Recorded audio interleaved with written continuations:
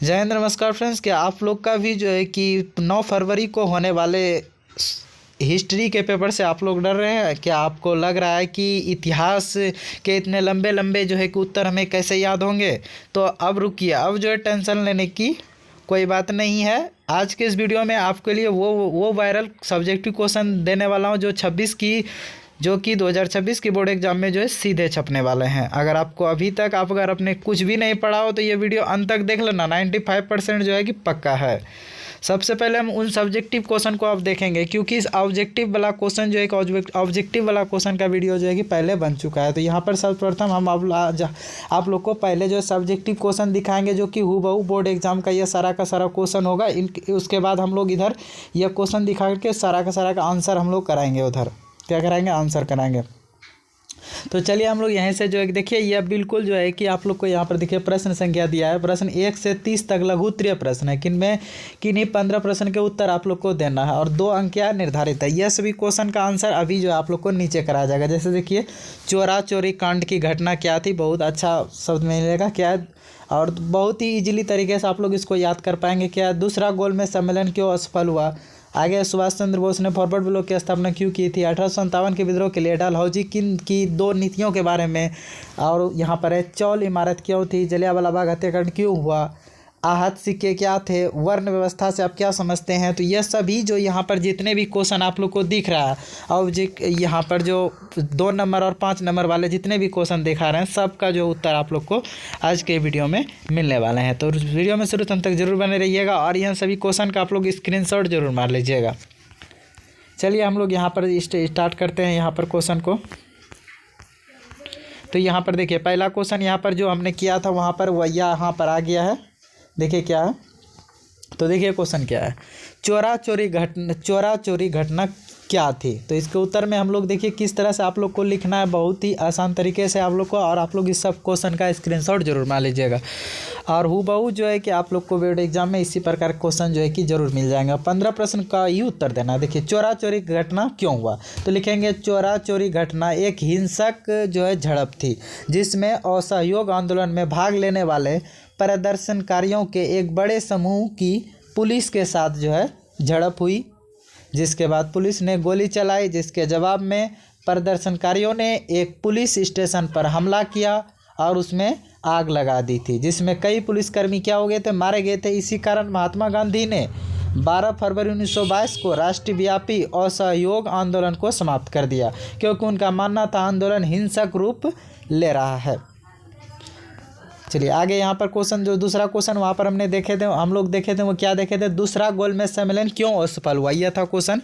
तो लिखेंगे दूसरा, इस तरह से लिखना है, दूसरा गोलमेज सम्मेलन मुख्य रूप से सांप्रदायिक मुद्दे पर सहमति की कमी और अल्पसंख्यक समुदाय के लिए एक अलग निर्वाचन मंडलों की मांगों के कारण विफल रहा। भारतीय राष्ट्रीय कांग्रेस के एकलौते प्रतिनिधि महात्मा गांधी संवैधानिक सुधार और प्रतिनिधि के इन मूलभूत मुद्दों पर अन्य समूहों के प्रतिनिधियों और ब्रिटिश सरकारों के साथ समझौता करने में सफल नहीं हो सके थे।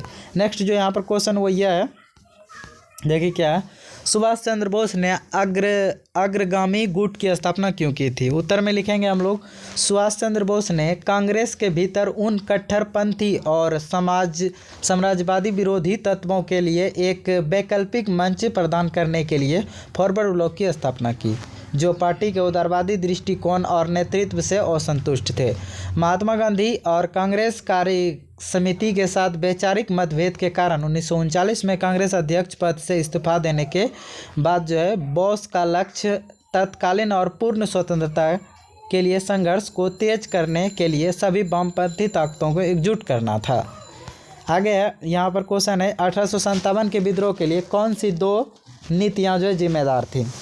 तो यहाँ पर लिखेंगे उत्तर में, 1857 की डलहौजी की 2 प्रमुख नीतियाँ जो 1857 के विद्रोह के लिए जिम्मेदार थी, वे थी व्यापगत सिद्धांत और कथित कुशासन पर आधारित विलय नीति। व्यापगत सिद्धांत के कारण कई राज्यों जैसे सातारा, झांसी और नागपुर का विलय हो गया, जहां शासकों की मृत्यु बिना किसी स्वाभाविक पुरुष उत्तराधिकार के हो गई, जबकि अवध जैसे राज्यों का विलय खराब प्रशासन के बहाने किया गया, जिससे भारतीय शासकों और जनता के बीच जो है व्यापक असंतोष फैल गया।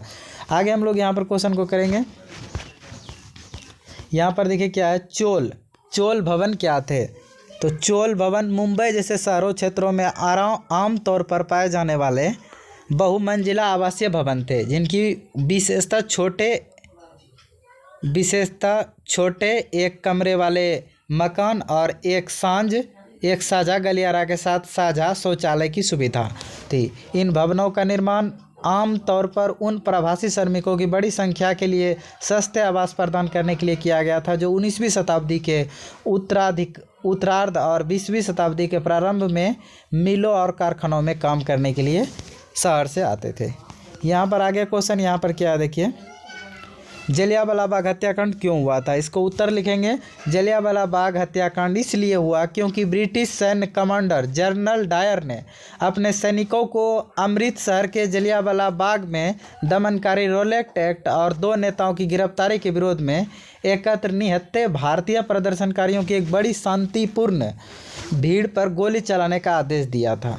यह सभा सार्वजनिक सभाओं पर प्रतिबंध का उल्लंघन था और डायर का घोषित इरादा आतंक फैलाना और लोगों को उनकी अवज्ञा के लिए दंडित करना था। आगे पंचमार्क सिक्के क्या थे। पंचमार्क सिक्के क्या थे, इसमें लिखेंगे पंचमार्क वाले सिक्के प्रारंभिक भारतीय मुद्रा का एक प्रकार से आम तौर पर चांदी या तांबे से बने थे और लगभग 6वीं शताब्दी ईसा पूर्व से कई शताब्दियों तक जो प्रचलन में रहे। वे अनियमित आकार के थे और उनमें किसी विशिष्ट शिलालेख या शासक की आवृत्ति के बजाय धातु या पंचों का उपयोग करके विभिन्न प्रतीकों जैसे सूर्य, चंद्रमा, पेड़, जानवर आदि को उकेरा गया था। आगे वर्ण व्यवस्था से आपका क्या तात्पर्य है। यहाँ पर उत्तर में लिखेंगे, वर्ण व्यवस्था प्राचीन भारत में प्रचलित एक सामाजिक पदानुक्रम प्रणाली है जो मोटे तौर पर समाज को 4 मुख्य व्यावसायिक और अनुष्ठानों श्रेणियों में वर्गीकृत करती है। ब्राह्मण, पुजारी, विद्वान, क्षत्रिय, योद्ध, शासक, वैश्य, व्यापारी, किसान और शूद्र जो है श्रमिक सेवा प्रदान हो जाएगा। यह व्यवस्था जन पर आधारित थी और एक व्यक्ति की सामाजिक स्थिति, व्यवसाय और अनुष्ठानिक पवित्रता को परिभाषित करती है। आगे यहाँ पर है, महिलाओं का धन स्त्री धन क्या था। उत्तर में लिखेंगे, स्त्री धन से तात्पर्य विवाह के दौरान, बारात के समय या अपने परिवार और पति से प्राप्त उपहारों, आभूषणों और संपत्ति से है, जिस पर महिलाओं का पूर्ण स्वामित्व और नियंत्रण होता है। इस संपत्ति को उनकी अनन्य संपत्ति माना जाता है, जिसका वे अपनी इच्छा अनुसार उपयोग या निपटारा कर सकती थी और यह संयुक्त परिवार की संपत्ति से अलग थी। आगे यहाँ पर क्वेश्चन है, यहाँ पर देखिए जलियांवाला यस भी क्वेश्चन। तो आगे इसका आंसर हम लोग जानेंगे। देखिए स्त्री धन क्या होता था। स्त्री धन क्या होता था, विवाह के समय मिले उपहार और संपत्ति होते थे। हिंदू कानून में स्त्री धन वह संपत्ति है जो एक महिला को उसके विवाह के समय या उससे संबंधित अवसरों पर विशेष रूप से मिलती है या उसकी अपनी संपत्ति होती है जिस पर उनका पूर्ण जो है अधिकार होता है। आगे यहाँ पर हिंदू महासभा की स्थापना कब और क्यों हुई थी। 1915 में हिंदू महासभा की स्थापना हिंदुओं के हितों की वकालत करने के लिए हिंदू महासभा की स्थापना 1915 में जो है मदन मोहन मालवीय द्वारा किया गया था। ऐसा है आप लोग को लिखना है। इसका उद्देश्य मुख्य रूप से भारतीय राष्ट्रीय कांग्रेस के भीतर ब्रिटिश राज से पहले रूढ़िवादी हिंदुओं के हितों की वकालत करने वाले एक दबाव समूह के रूप में कार्य करना था। आगे यहाँ पर सरदार वल्लभ भाई पटेल ने अल्पसंख्यकों के लिए पृथक निर्वाचिका के प्रस्ताव का विरोध क्यों किया। तो लिखेंगे, राष्ट्रीय एकता और अखंडता को सुनिश्चित करने के लिए सरदार वल्लभ भाई पटेल ने अल्पसंख्यकों के लिए पृथक निर्वाचित के प्रस्ताव का विरोध किया, क्योंकि उनका मानना था कि यह राष्ट्रीय एकता के लिए हानिकारक होगा। उनका तर्क था कि यह विभाजनकारी था और देश की अखंडता को कमज़ोर करेगा। आगे यहाँ पर है, हंसा मेहता ने महिलाओं के लिए संविधान में क्या मांग रखा था। तो उन्होंने जो समान नागरिकता संहिता और महिलाओं के अधिकार की सुरक्षा जो उन्होंने मांग रखा था। हंसा मेहता ने संविधान सभा में महिलाओं के लिए समान नागरिकता संहिता की मांग रखी और यह सुनिश्चित करने का प्रयास किया कि नए संविधान में महिलाओं के अधिकारों की पूरी तरह से रक्षा हो और उन्हें पुरुषों के बराबर दर्जा मिले। आगे यहाँ पर है चाचर और बंजर भूमि किसे कहते। कहते थे। यह सभी 2 नंबर का क्वेश्चन है, 2 नंबर का। चाचर और बंजर भूमि किसे कहते थे? कृषि के लिए अनुपयुक्त भूमि को हम लोग बोलते थे। क्या मुगल काल में चाचर वह भूमि थी जो कुछ वर्षों लगभग 3 से 4 वर्ष तक जो है पड़ती रहती थी, और बंजर वह भूमि थी जिसे 5 वर्ष या उससे अधिक समय तक खेती के लिए छोड़ दिया जाता था। यह जो स्वाभाविक रूप से खराब गुणवत्ता वाली थी और खेती के लिए उपयुक्त नहीं था। आगे यहाँ पर लगान वसूली के लिए खेत बटाई और लॉन्ग बटाई पद्धति क्या थी? यहाँ पर क्वेश्चन को करेंगे क्या, लगान वसूली के लिए खेत बटाई और लॉन्ग बटाई पद्धति क्या थी? राइट, यहाँ पर हो जाएगा फसल बंटवारे की यह क्या थी, विधि थी। तो इसको लिखेंगे किस तरह से, खेत बटाई इस प्रणाली में कटाई के बाद खेत में ही फसल का भौतिक रूप से बंटवारा किया जाता था, और लॉन्ग बटाई क्या था, इस प्रणाली में फसल को ढेर में इकट्ठा करने के बाद अनुमान के आधार पर लगान का हिस्सा तय किया जाता था। आगे यहाँ पर है अकबर ने सुलह-ए-कुल को किस प्रकार अपनी राजनीति का आधार बनाया? 2 उदाहरण दीजिए कह रहा है। तो यहाँ पर है अकबर ने जो है धार्मिक सहिष्णुता और सार्वभौमिक शांति की नीति, अकबर ने सुलह-ए-कुल यानी सुलह-ए-कुल की नीति को अपनी राजनीति का आधार बनाया था। क्या बनाया था? अकबर ने सुलह-ए-कुल को अपनी राजनीति का आधार बनाया था, और जिसका उद्देश्य धार्मिक सहिष्णुता और सभी धर्मों के लोगों के बीच शांति स्थापित करना था। 2 उदाहरण है, 2 उदाहरण यहाँ पर हम लोग करते हैं। उसने गैर मुसलमानों पर लगने वाले जजिया कर को क्या कर दिया? समाप्त कर दिया अकबर ने। और उसने इबादत खाना यानी पूजा घर में सभी धर्मों के विद्वानों के बीच धार्मिक चर्चाएं आयोजित की। आगे यहाँ पर जो है इब्न बतूता ने दास प्रथा के संबंध में क्या लिखा है? तो लिखेंगे इब्न बतूता ने अपने यात्रा वृत्तांत में भारी उपमहाद्वीप में दास प्रथा के प्रचलन का विस्तृत वर्णन किया है। उसने लिखा है कि बाजारों में दासों की खुलेआम खरीद बिक्री होती थी और उन्हें विभिन्न घरेलू और अन्य कार्यों के लिए इस्तेमाल किया जाता था, जिसमें सुल्तानों की सेवा भी शामिल था। आगे यहाँ पर 17 नंबर प्रश्न है, वो यह है अल-बुरूनी ने जातीय व्यवस्था के संबंध में क्या लिखा है? तो लिखेंगे अल-बुरूनी ने जातीय व्यवस्था कठोरता और अपवित्रता की धारणा का विश्लेषण किया है। अल-बुरूनी ने अपनी पुस्तक किताब-उल-हिंद में भारतीय जाति व्यवस्था का विश्लेषण किया है। उसने इसकी तुलना फारसी सामाजिक वर्गों से की है, लेकिन यह भी नोट किया है कि हिंदू धर्म में अपवित्रता की अवधारणा के कारण यह व्यवस्था अधिक कठोर थी और विभिन्न जातियों के बीच जो है मेल जोल पर सख्त प्रतिबंध था। आगे यहाँ पर है सगुन भक्ति परंपरा क्या थी? यहाँ पर इसका आंसर मिलेगा हम लोग को। देखिए यह बिल्कुल जो है हूबहू आपका क्वेश्चन, यहाँ पर यह बिहार बोर्ड का ये क्वेश्चन है। किन्हीं 4 अलवार संतों के नाम लिखिए।